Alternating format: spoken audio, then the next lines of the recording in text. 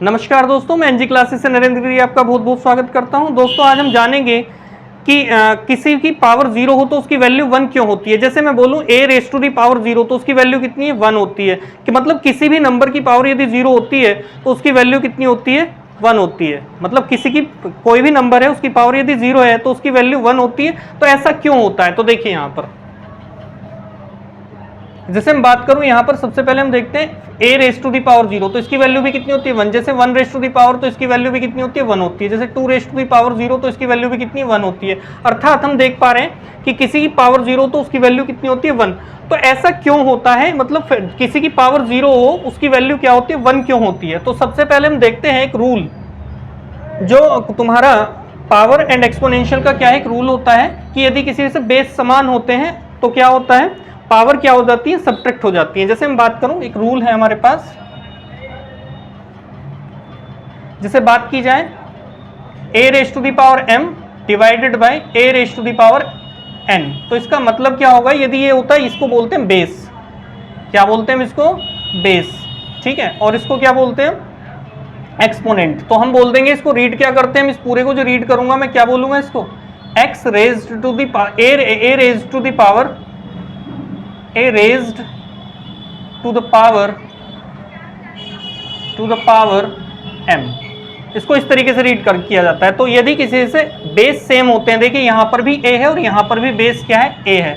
तो जब मैं इसको सोल्व करता हूँ तो कितना आता है, a raise to the power कितना, m माइनस n। अर्थात यदि किसी से बेस सेम होते हैं और बीच में डिवाइड होता है तो कुल मिलाकर के क्या हो जाती है, पावर क्या हो जाती है, सब्ट्रैक्ट हो जाती है। हम रूल जानते हैं पहले से ही। तो हम देखो इस रूल को इसमें अप्लाई करेंगे। अब देखो यहाँ से क्या होता है, यदि मैं बात करूं a raise to the power m और फिर मैं डिवाइड करूं a raise to the power n m से ही इसको, या बोल सकता हूं इसको मैं n लिख सकता हूं यहाँ पर, और तो ये क्या हो जाएगा बताइए, m माइनस n। इस तरीके से लिख सकता हूं मैं, ये वाला रूल अप्लाई किया।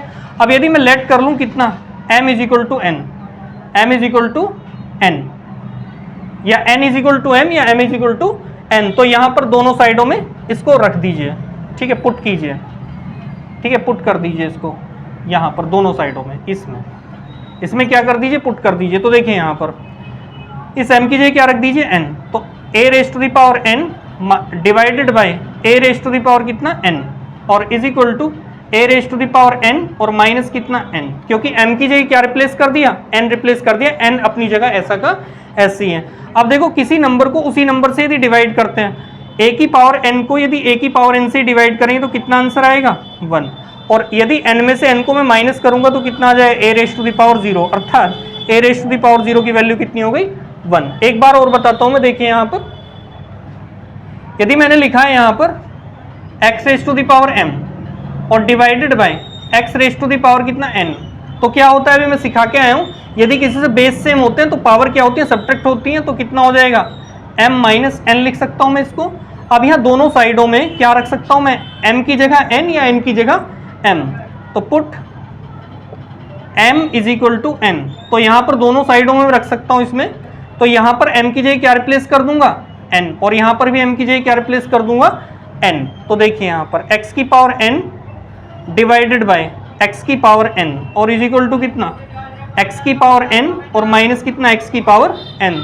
तो यहाँ से यदि किसी नंबर को उसी नंबर से डिवाइड किया जाए तो 1 बनेगा, और यहाँ पर n में से n जाएगा तो कितना बच जाए, 0। तो x raise to the power 0, तो इसकी वैल्यू कितनी आ चुकी है, 1। तो हम जान चुके हैं कि किसी की पावर यदि 0 होती है तो उसकी वैल्यू कितनी होती है, 1। दोस्तों मैं आशा करता हूँ कि ये वीडियो आपको पसंद आया होगा, और मैंने जो आपको बताया है कि किसी की पावर 0 शून्य क्यों होती है, अर्थात 0 क्यों होती है, ये भी आपको समझ में आया होगा अच्छी प्रकार से। धन्यवाद।